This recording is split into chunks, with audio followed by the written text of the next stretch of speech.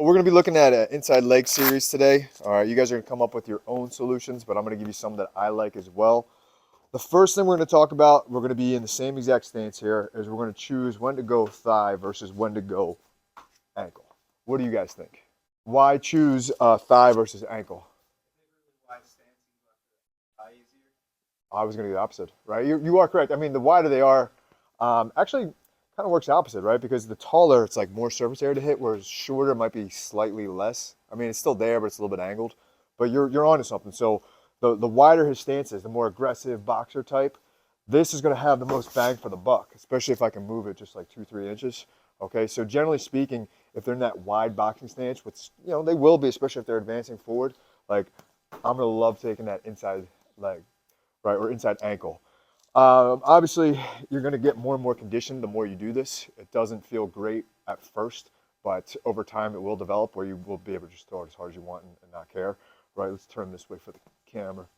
So, same stance here. The first round, what we're going to do is focus on using our inside leg to punches. Right, inside leg, again, could be that thigh or it could be that ankle. All right, I was teaching this to Joey Muscles because he couldn't figure it out this week. But when I'm throwing that inside leg kick, I'm not just like replacing my foot and just kicking the knee and going straight up, right? There's a little bit of hips in there, similar to the ankle, but the ankle I gotta go a little bit less. All right, so I kind of go off the heel,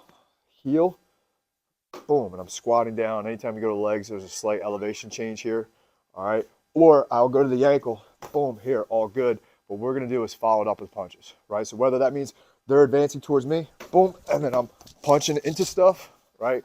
Or that means I gotta go and get it a la Dan Henderson inside leg to overhand. It's a good way to cover distance on the taller guys, right? Because essentially I'm here, but look where I end up, kind of where I want to be if I'm the shorter fighter.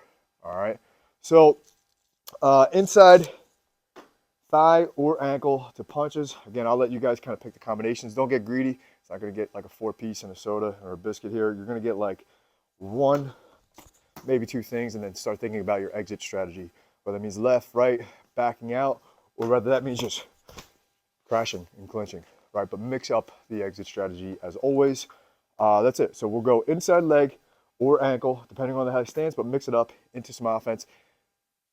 Training partner, if I'm coming in for YouTube, I can't curse, right? So I'm trying to think of a different word. I'm blanking, right? But a dummy. If I come in like a dummy here with nothing in the punching lanes, obviously it's his job to say, hey, he's not going to deck me, but he's going to say, hey, I could touch you there, right? So your job is to not only just sit there and kind of keep your eyes open and work on your defense, right? But if I'm here without this hand doing something in the punching lanes here, or if I get lazy, maybe it starts there and then I drop it, you're going to let your partner know.